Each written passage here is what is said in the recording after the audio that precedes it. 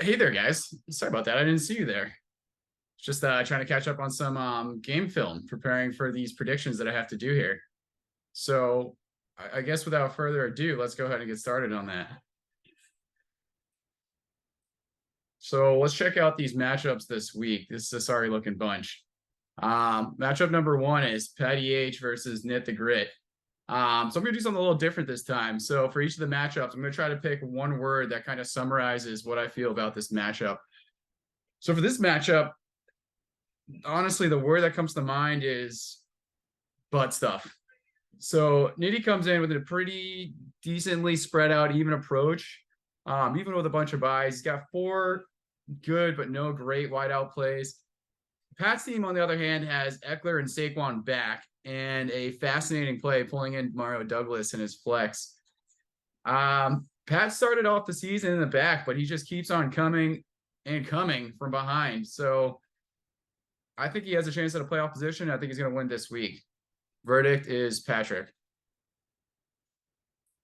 So next matchup we got is OC versus Belby. And one word to summarize this one would be hot China garbage. The Jersey boys living up to their stinky ass reputation with the lineups they're going to trot out this week. We got OC playing two running backs that play for the same football team. Belby has three open position slots he's going to have to fill with some combination of most likely Dubes, Tyler Boyd, Roshan Johnson. This is a tough one to watch, guys, but I'm going to give the slight edge to OC. So OC takes home the hot China garbage bowl. The next one we're going to go with is Oski versus Brendo. And the word I'm using to summarize this one is going to be empanadas. These are two teams on the surface. This matchup looks pretty soft and doughy, but I think they're hiding some meat underneath those doughy layers.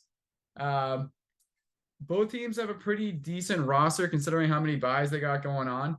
But I'm going to give Oscar the slight edge. I think he's going to pack in a little bit of a heavier meat punch in this week.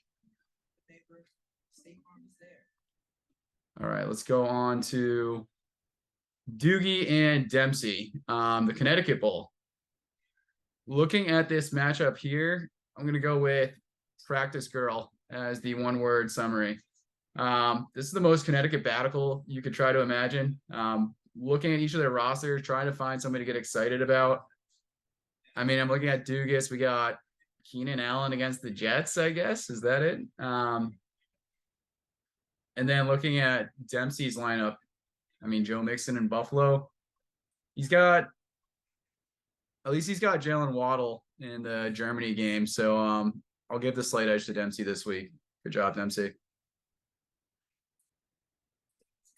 And then matchup 5, we got Arjun versus Bart.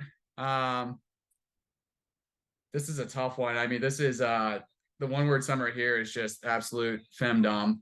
Brett is going to absolutely brutalize poor Arjun. He's going to claim revenge for his snowflakes against those below the south of the Mason-Dixie. Looking at Brett's lineup, you can see Jamar, Brees, Kelsey. You look at Arjun's lineup, the highlights are Chuba Hubbard, Brian Robinson, Mikey Pittman. I'd say hide the children for this one. This is going to be an absolute annihilation. And then last but not least, we got myself versus Father Keith.